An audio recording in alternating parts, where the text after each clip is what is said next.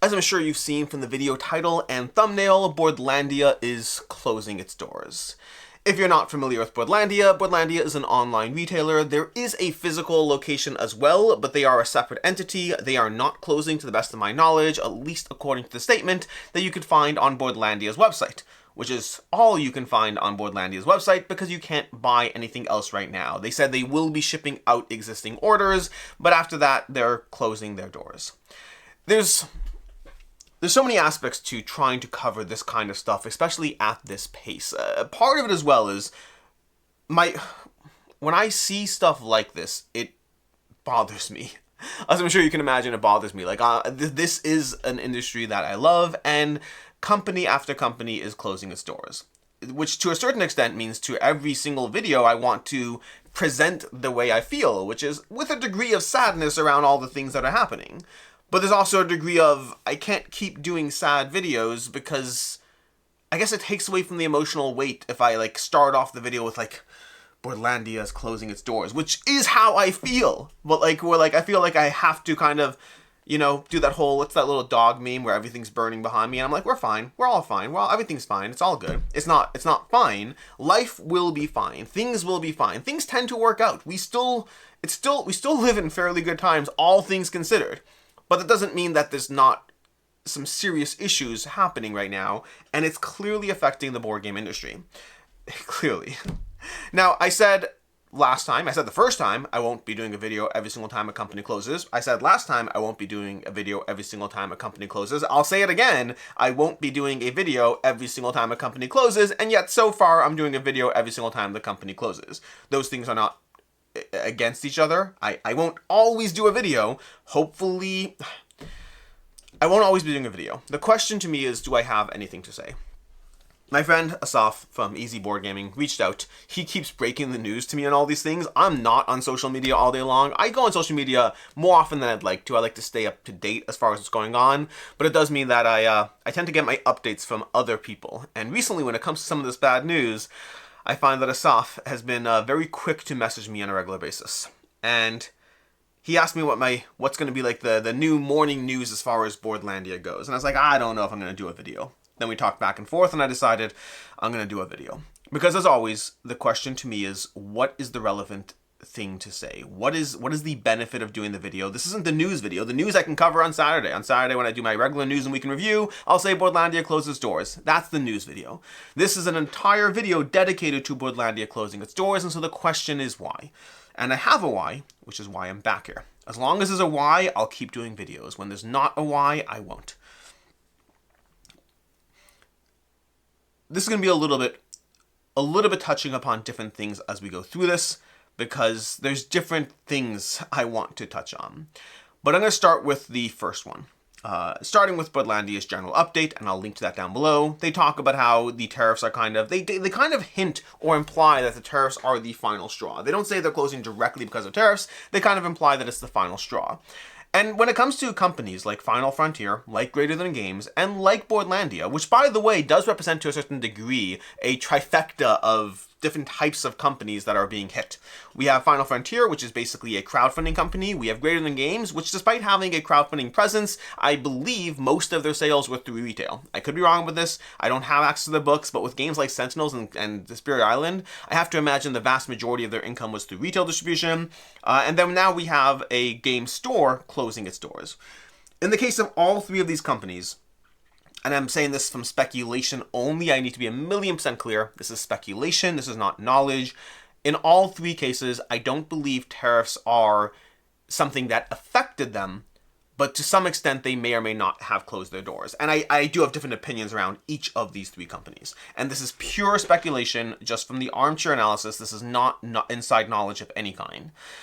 And the reason I want to cover this is not just to tell you my pure speculation, but because we do see people who are like, oh, these companies aren't closing because of tariffs, they're closing because X, Y, and Z. I myself have said there will be companies who use tariffs as an excuse to, well, not necessarily an excuse. They will use it as a scapegoat for why they closed, or an excuse to delay things. Okay, that will happen. But I beg you, please do not stop the video right there. Do not stop. If you made it this far, keep watching until I finish my point. I don't want your takeaway to be, Alex said, companies are going to start using this as an excuse and a scapegoat, and that's it, full stop. The main reason I'm doing this video is so you don't have just that message. I think Final Frontier, almost certainly, this is pure armchair analysis, I think Final Frontier almost certainly used tariffs as a scapegoat. They only loosely even touched upon it. Honestly, to an extent, they kind of blamed Simon and then said Simon's probably dealing with the tariffs. They barely really gave tariffs. They kind of like, they have a little block at the end of like, tariffs are going to affect everything, but they never really blamed tariffs that much. They did a lot of blame, but tariffs were kind of loosely blamed. I don't think tariffs are why they closed. I think they're closing either way. Tariffs was another thing they could throw into the conversation. This is an opinion, not a fact. Greater Than Games, if I had to guess, I would say that they were likely going through problems. Now, I don't know. Here, the Greater Than Games to me is the biggest question. I don't know at all whether tariffs were purely an excuse or whether they were a kind of something that makes it hard to get up again. Because I think that when you have a company like Greater Than Games or Boardlandia, because again, I'm guessing in both cases, tariffs weren't the reason they closed on its own, but they may or may not have been the final straw. In the case of Boardlandia, I assume for sure they are. In the case of Greater Than Games, I honestly just don't know. But when I say final straw, what I mean is that when you're struggling, when you're having a hard time with whatever your business is going through. Businesses go through hard times all the time. I've run businesses. I've worked for businesses. I've run businesses. I remember my last job was a startup at one point. Like my boss had to borrow money left, right, and center to make it work. There were hard times, and then eventually broke through, and there were good times. And then eventually there was COVID, and there were hard times, and then there were good times. Companies go through ups and downs, and you try to make your way through these ups and downs as much as possible. I've run my own company. I've had to be in the red at times. I've other times I've made money. There's often a degree of just trying to get past whatever the newest hurdle that something throws at you is. For a lot of companies, one of those hurdles was COVID and all its implications. For other companies, it's the fact that your employee quit yesterday, and now you're scrambling trying to do all the things that you had to do yesterday, but also their things because you didn't have any notice as far as trying to find anyone else. If you're a board game publisher, you have your question of which games are hits or not at any given point. People running companies are constantly trying to play a game of staying ahead of the things that get in the way of running a successful company. Don't get me wrong, there's plenty of companies that have managed to stay ahead and pass those burdens and aren't really living day to day or month to month or year to year. But there are a lot of companies that successfully run day to day, month to month, year to year. There's a lot of people running those companies who dip into their own pockets this time, adjust that this time, try to figure out a new line of product to sell because they're not able to. Companies are constantly trying to outpace whatever problems that are thrown their way, which is necessary, especially when you have a payroll to deal with. And that means it's not unreasonable at all to think that a company that was struggling in any way, shape, or form, it's not unreasonable at all to think that that company might have gotten up the next day and said, well, let's keep at it. We're going to continue trucking on, continue trying to overcome whatever is in our way. And for some of those companies, they're dealing with the tariff situation and they're like, you know what? Maybe it's time to just throw in the towel. It's not that the tariffs affected that company that day, but it's that you sit there and you're like, this is it. I've tried. I can't keep getting up when life kicks me when I'm down. I've kept trying to persevere past this bad thing, whatever those bad things are. I've kept trying to just, if I can just survive another month, if I can just crest that ledge, if I can get a little further, I can make it. But then for some people or companies or whoever, the tariffs show up, and at a certain point, you're like, you know what? It's time to throw in the towel. And that doesn't mean the tariffs weren't the reason they closed. It does mean that there are usually several factors going on as to why that company closed.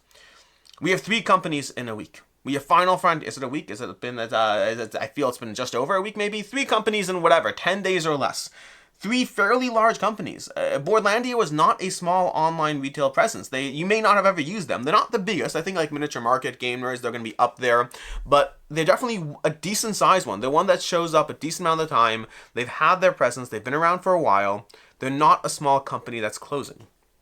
And when you have 3 companies in however many days, 8, 9, 10, I don't know exactly, it's not a coincidence. You can sit here and throw up your hands all you want and say, well, it's not that tariffs are the reason, they just happen to be closing due to mismanagement. Because again, many of you watching this video are going to have sympathy and understanding and be upset at the current situation. And then there are many others, and I say many, I don't know if they're watching this video, I have no idea. I assume they are because of the comments I've gotten on other videos I've done so far, and I know that they're out there because you can see the comments on the Facebook posts about it. But the company's talking about how, oh, they mismanaged their business. Don't blame Tariffs. It's not because of that. There's so many companies, so many people, not companies, people talking about how it's not because of Tariffs, but it's some other degree of mismanagement. And there's likely truth to that. There almost certainly is. When a company goes under this early into the tariff situation, it is almost certainly not exclusively due to tariffs. But at this point, to have 3 in this short of a time frame, to say that it's not in any way to do with tariffs would be sticking your head in the sand. It would be crazy to think that there's not some degree of impact. People do not close their incomes. People do not close their businesses and shutter things that they've worked on for years, in some cases decades. People do not do that lightly. Nobody's sitting there being like, you know what? This is a convenient time to close my company. No, it's not. That's not how it works. So one of them using tariffs, sure. 2, maybe. 3, no. There's a lot of thought that goes into these things. It's not a coincidence. It may not be that tariffs majorly affected them, but it likely is, for at least some of these companies, it likely is that tariffs were a final straw. Also, by the way, no matter what the truth is, when a company closes its doors, some degree of sympathy is nice. And again, I recognize that to 98% of you, you already know this, you already have this, it's fine. But like, I've seen people who are literally saying, I can't wait for them to go out of business. They should have bought more from American companies. And oh my God, how are you as a human being to say something like that? And again, hopefully that person who posted that comment is not watching this video, because I really would like to think that you're not someone who watches my content if that's the thing. Not the thing you think. You want to think what you think what you think. I'm not here to police thought. I'm not here to police anything, honestly. But there's a degree of what you think, and there's a degree of what you say. Some things should not be said, and you say it to a... The main reason I'm doing this video is because of this kind of conversation. This aspect of, first of all, 3 companies, this time span, this is not a coincidence. Tariffs are an impact. It's impossible, not impossible, it is statistically unlikely to say that they are not. But also, this is just the companies that are closing. There are a lot of other companies that have announced delays in different ways. I saw Glass Cannon Unplugged announced a delay to, oh my gosh, what's it called again? Oh my gosh, the zombie one, human something, whatever it's called. I'm blanking on the name. I covered Dying Light. They announced like a year-long delay to Dying Light. I've seen a lot of people upset about that. I've seen a lot of people saying, oh, that's not because of tariffs. You're using tariffs as a convenient excuse to delay a game that was already delayed. By the way, I just unboxed Apex Legends. You'll see that going up soon, because with my son, it was fun. It's actually all set up over here because it's really cool on the table. Separate conversation. But Apex Legends just showed up. Dying Light has been delayed by a year, and a lot of people are like, you're just using it as an excuse. And they might be. They might not be. They might be. If I had to guess, I'd say it certainly doesn't hurt to have that kind of degree of, here's another reason we can blame, that there's a degree of common cause behind. I think it's reasonable. I don't think it's reasonable to give that as an excuse. I think it's reasonable to kind of play the landscape, play the hand you're dealt. Tariffs are a sucky thing for a lot of people. I'm happy that for some people, at least, it can be a good thing in a good way. Not happy about the idea that it might cause people to mistrust companies when they say that tariffs are the reason for X, Y, and Z. So it's a dangerous game to be playing. But yeah, it could be. I have no knowledge. I don't know what's going on behind doors over there. I'm just saying it's not unreasonable to think that. I've seen AEG announce a degree of delayed shipping specifically to the US. Now, this one's more complicated because they said they're shipping everything else, but not to the US. And when you see a company doing that, that's not them just using it as an excuse, because if the game is ready to ship, you ship the game. Nobody likes delays. Nobody likes their backers upset at them for not getting their games. But some companies do have to ride out the question of what's more expensive for me? Storage fees of a game that I might anyways have to pay tariffs on in 2 months? Or alternatively, if I ship it now, like, that might just cost me an arm and a leg, and if tariffs go away in a week, I'll feel kind of stupid. Not stupid, just you're playing a weird game of push your luck, where it's not a board game, it is your company's survival in some cases. And so a company like AEG, I think it's a completely legitimate reason given. Now again, you'll see some people who are like, well, you mismanaged your business, so you should have done this, X, Y, and Z. Nobody... When you're dealing with this kind of craziness, it's not an issue of mismanagement. It's an issue of this kind of craziness.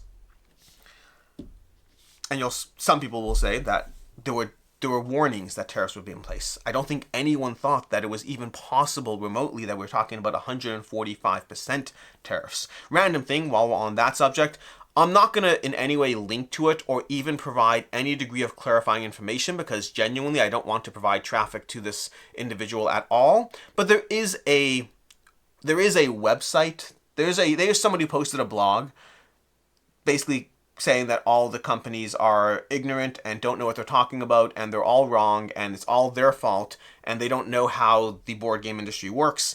And again, I'm trying to be as vague as possible with my information, and then they're quoting fake numbers as far as what tariffs would be, and saying everyone else is wrong. All the freight importers are wrong, all the companies are wrong, and they're all just ignorant and don't know what they're talking about.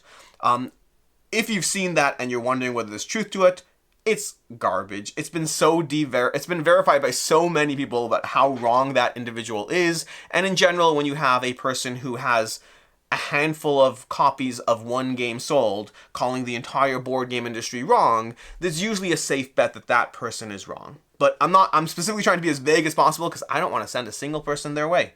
But if you are somebody who in any way saw that and are wondering,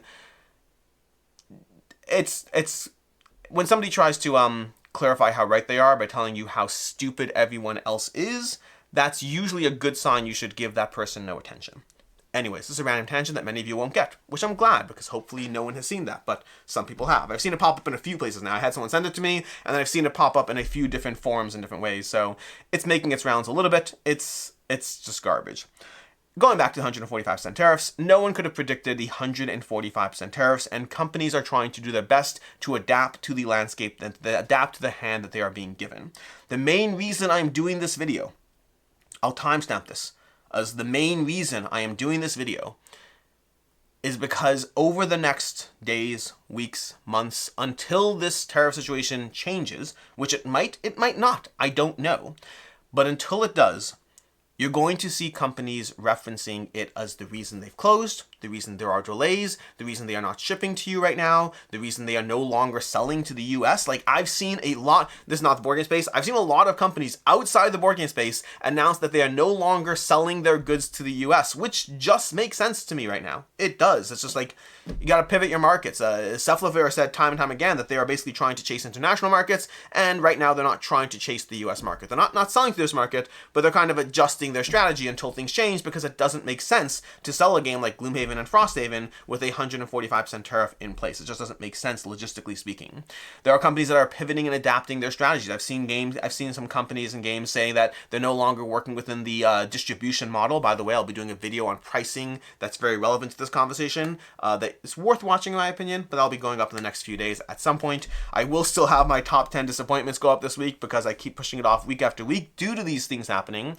But anyways, companies are pivoting their strategies, companies are going to be announcing delays, companies are going to be announcing closures, and they're going to be blaming tariffs a lot of the time because of it. And some companies will 100% be because of tariffs. The reason that game is delayed or the company closing will be because of tariffs. And in some cases, it will be 100% an excuse. That has nothing to do with anything, and it's just being used as a convenient scapegoat. And in many cases, I would argue most cases, it's probably partial. I'm not even going to say 50-50 because I don't know the ratio, but it might be 75-25. It might be 25-75. It might be 80-20, 90-10, 10-90. It might be any of the ratios as far as what impact tariffs has had.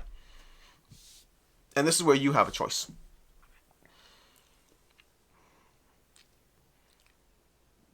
There's two sides to this coin.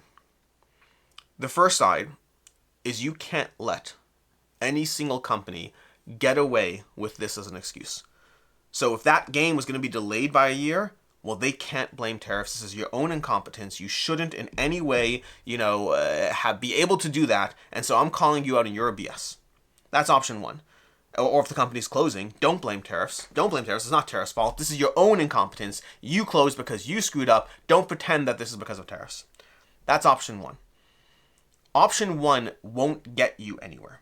It really won't. At best, you'll get some sort of secret special badge that says, hey, you didn't fall for some company's BS. That's the only prize you get for option one whenever this comes up.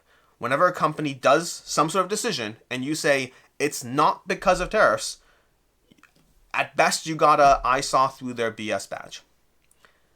But if it is because of tariffs, you're just further attacking someone who's dealing with a very hard decision space and in some cases closed down, and it actually is because of tariffs. And in that case, you're just adding a degree of hurt and pain to someone who is a lot worse off than you as they try to desperately figure out how to adapt their business to a landscape that changes on a day-by-day, week-by-week, month-by-month basis, and so far all for the worse. Hopefully we'll get to the better, but so far all for the worse. I know which person I'd rather be. I remember there was a quote I saw one time. It was about nature of charity, where the quote was effectively that some people would rather not give to 100 worthwhile causes in the fear that they give to one person who didn't really need the money. But I'd rather give to 100 people who didn't really need the money in the hope that I give to at least one person who is a worthwhile cause. Now, I don't necessarily agree with that ratio. I don't think I'm noble enough to want to give to 100 people who are scamming me just to give to the one worthwhile cause. But I love the idea of that message. I love the idea of the message that when you don't know what's going on behind closed doors, when you don't know exactly what the reasons are or aren't, would you rather be acting? Just pick a random number. Let's say it's 60% fake. 60% of the time it's an excuse and a scapegoat, and 40% of the time it's real. Because there's no real reward for calling out the people who use tariffs as an excuse, because there's no real benefit to that, I'd rather be in the camp of giving grace to the 40% who need it and letting the 60% who got a good excuse for something, letting them get away with it, because I'd rather give grace to people who are struggling than successfully get a "you called out that person's BS" badge. We live in interesting times. The darkest timeline. And there's going to be there are a lot of people in the board game space right now just trying to figure out how to pivot and adapt. And Boardlandia, as a retail operation closing its doors, honestly, I expect retail, if the tariffs stay in place, I expect retail to be hit the worst. Because people are talking about crowdfunding this, I'm not backing crowdfunding right now. At the end of the day, if this, and again, I touched upon this in the pricing video that I'll be doing later. Well, I already filmed it, but I'll be going up soon. But effectively, in a landscape where tariffs stay in place, one of the things companies can adapt to do to try to survive, it's not great, it's really not great, but it might be necessary, is cutting out retail distribution models and focusing on a purely direct-to-consumer model as much as possible. Because that's where the impact of tariffs is felt the least. When most of your customer base is direct-to-consumers, the impact of tariffs will be felt the least. You have the greatest room for margins. When your focus is a retail distribution model, you have so little room for margins to actually work with. Again, I'll be going into this more in the pricing video. But that means if I had a glass ball and I knew that tariffs are going to be in place for the next 4 years, period, full stop, no question, I'd worry a lot for the retail distribution model. Because I think that's where it is going to be hit the hardest as companies try to pivot to crowdfunding in order to work in as much direct-to-consumer as possible. I don't know at what pace these closings will happen. I don't. And by the way, these are just the things that hit the big news. There's a lot more small stuff going on. There's companies that have laid off portions or all of their staff while they brace for a turbulent landscape. Companies are trying to pivot to selling cheaper, easier to produce games as much as possible. Everyone's just trying to do the best they can to navigate. Some companies will close. Some companies will close, you won't hear of them. We're only hearing with the large ones. I have no clue how many small companies, how many small game designers said, you know what, it's been a good run, but I don't think I can afford to quit my day job. I'm just going to shelve all my ambitions for the next 4 years and, see what I can do. I have no clue how many people are actually doing this. I only know about the big ones, the ones that become newsworthy, which currently is Final Frontier, Greater Than Games, and now Boardlandia. I'll end this video by saying once again, that I will not be doing a video every single time a company closes. I will be doing a video when I think there's something worth saying. And I think specifically because of how, despite the fact that we're at 3 closures, I'm still seeing a lot of people who are like, you should have run your business better, don't blame tariffs. I'm still seeing that as a tagline from some people. And again, even though recognizing that 97% of you probably don't think that or feel that, as much as I can try to quell that 3% as much as possible, give that 3% something to think about. Brace yourself. It's hard times ahead. Hard doesn't mean that life's over. Hard doesn't mean that, again, I've seen a lot of people being like, the toy spaces, like, but these are just board games, they're not that big a deal. They're a big deal to the people who decided that it's their jobs. But I still do think, I had another person, in one video I said that, we still live in, like, life's still good, I said in a different video. And I had someone else who commented, saying the fact that you said that means you have no credibility, whatever it is. The fact that you said life is still good.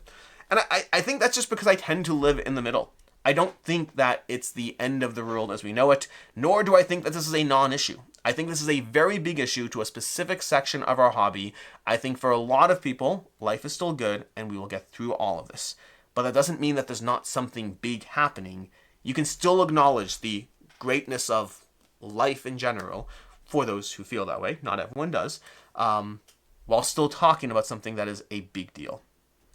So yeah, hopefully, dear Lord, hopefully this is the last time I'm doing a video on a company closing in this 10-day period. It would be nice if I could get at least a month break before even having to debate. Well, I don't know why I'm saying a month. You see, this is where things are, by the way. Where things are is at the point where I'm like, it would be nice if a big company didn't close for at least a month. It would be nice if a big company just didn't close. That's what would be nice. But already the desensitization is starting. The desensitized being like that whole idea of just, it's no longer a question of, to me, it's not a question of like, the thing to hope for isn't that a company doesn't close. The thing to hope for is that we get at least a 5-day period before a big company closes, which I'm hopeful will happen. I just don't know. I'm Alex Radcliffe from Board Game Co. And to whatever extent you can, act with grace, be nice to each other as much as possible, and remember that behind every company that closes doors, there's someone who's far, far less happy with the situation than you are. And as always, I hope you have a good one.